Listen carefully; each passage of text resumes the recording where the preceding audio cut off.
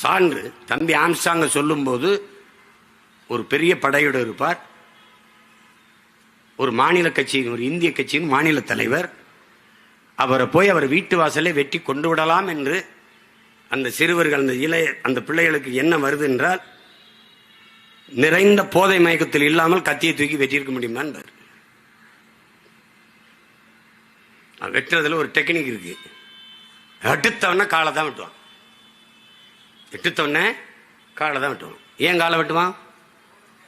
ஓட முடியாது. அப்புறம் மற்றவன்லாம் வெட்டிடுவான்.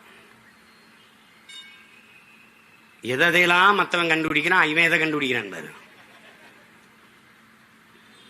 எத்தனை கொலைகள்!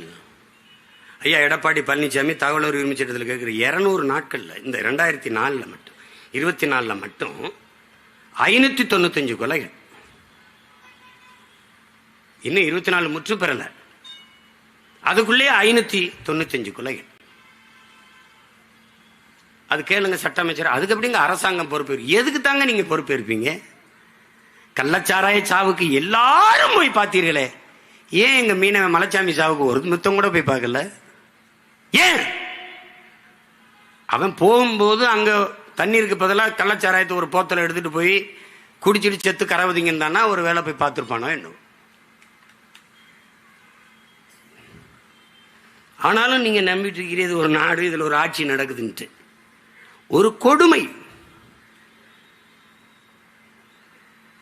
எனக்கு இல்ல, உனக்கு இல்ல, யாருக்கு பாதுகாப்பு இருக்கு சொல்லு? யாருக்கு பாதுகாப்பு இருக்குன்னு சொல்ற நீ? யாருக்கு இருக்கு? தங்கச்சி சொன்ன மாதிரி வழக்கறிஞருக்கு இல்ல. அவர் என்னவோ இருக்கட்டுப்பா. வெட்டி கொலை செய்வதே எப்படி இருக்கிறது? 40 வெட்டு 50 வெட்டுனா என்ன மனநிலையில் சக மனிதனை வெட்டுவான்?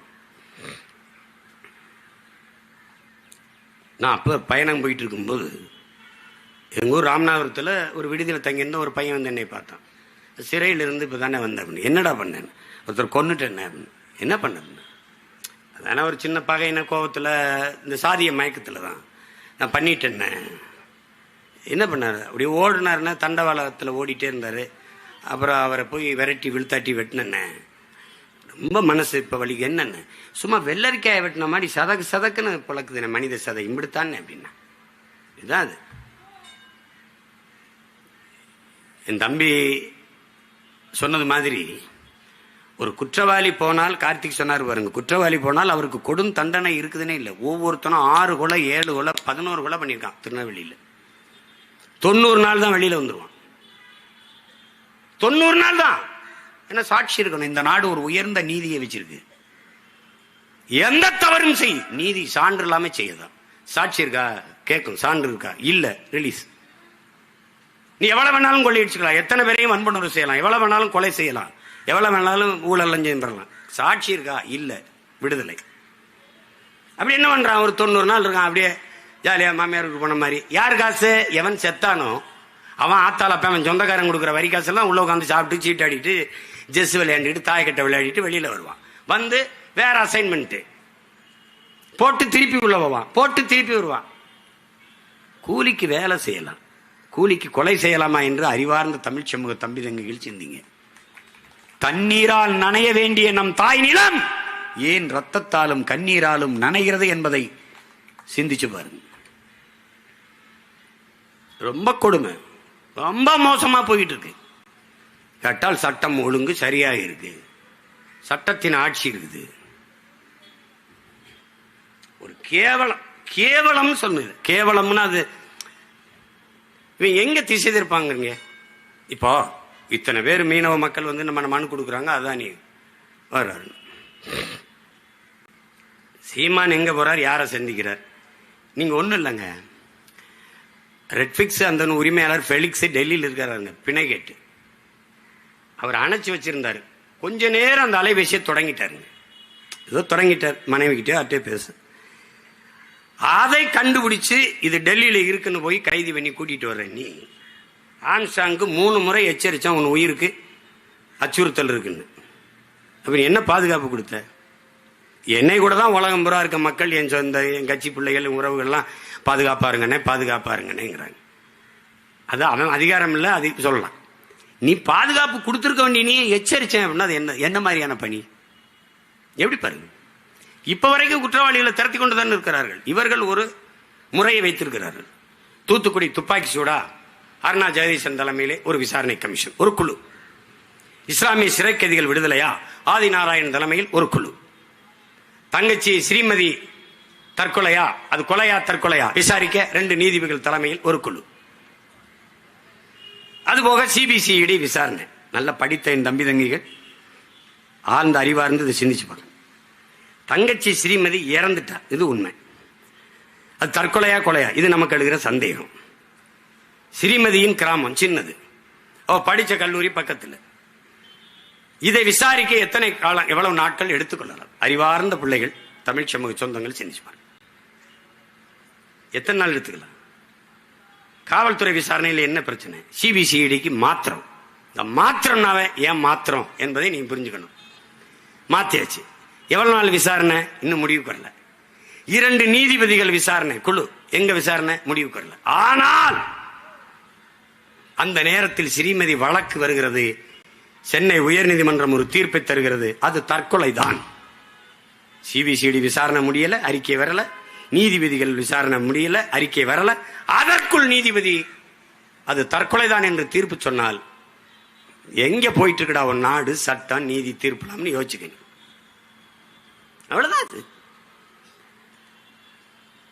ஆமா, சொன்ன மாதிரி இப்ப சொல்லுதுங்க, இப்ப சொல்லுது நீதிமன்றம், தூத்துக்குடியில் நடந்தது அது கொடுமை, அதையெல்லாம் எப்படி சகிக்கிறதுன்னு இப்ப சொல்லு.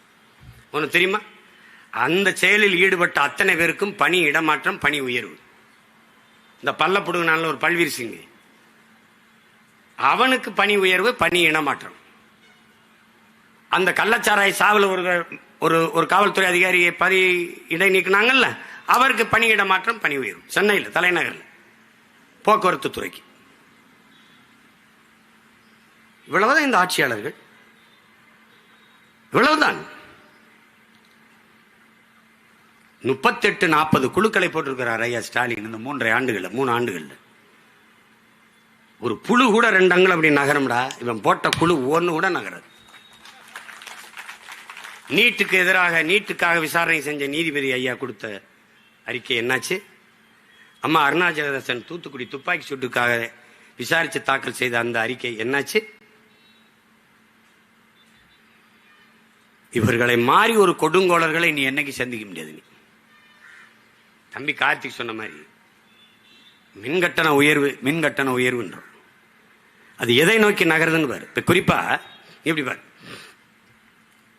பேருந்தை அரசு போக்குவரத்து, அரசு பேருந்தை தனியார் தனியாருக்கு ஒப்பந்தம் கொடுக்குற டெண்டர். ஏன் இப்படி கேள்வி? ஏன் நட்டத்தில் போகுது. தனியார் எடுத்து என்ன பண்ணுவார்? அவர் லாபத்தில் இயக்கிடுவார். இது மாதிரி ஒரு வேலை திட்டத்தை எங்க பார்த்திருக்க?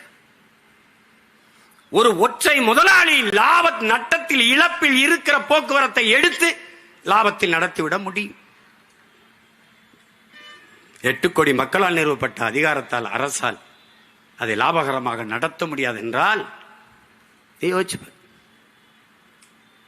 ஏன்னா தனியார் கொடுத்துடணும். தனியார் கொடுக்கும்போது என் மாணவ பிள்ளைகள் கொடுக்குற இலவச பஸ் பாஸ் இருக்குமா? எடுத்துருவியா?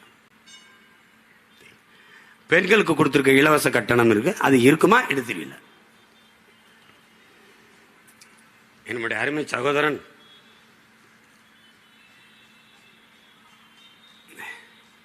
ஈரோட்டில இருந்து ஒரு மூத்த பத்திரிகையில, புகழ்பெற்ற பத்திரிகையில வேலை செய்யற தங்கவேல் அவர்கள், அவருடைய மனைவி என்னுடைய தங்கை பணி இடமாற்றத்துக்கு வந்திருக்கிறார். அரசு பேருந்துல போறோம், மகளிருக்கு இலவச கட்டணம் இல்லா பயணம். அது சொல்லுது கண்ணீரோட, ஒரு துளி கூட மதிக்கிறது இல்லை. என்ன நடத்துனர்கள் எங்களை மதிக்கிறது இல்லை. காரணம் இலவசம். இலவசம் என்ற சொல்லால் நம் பிள்ளைகள், பெண் பிள்ளைகளின் மானத்தை கெடுத்து அவமானப்படுத்தியதான் மிச்சம் இந்த அரசு. அது தனியார் எதை நோக்கி நகர்கிறது என்று பாருங்கள்.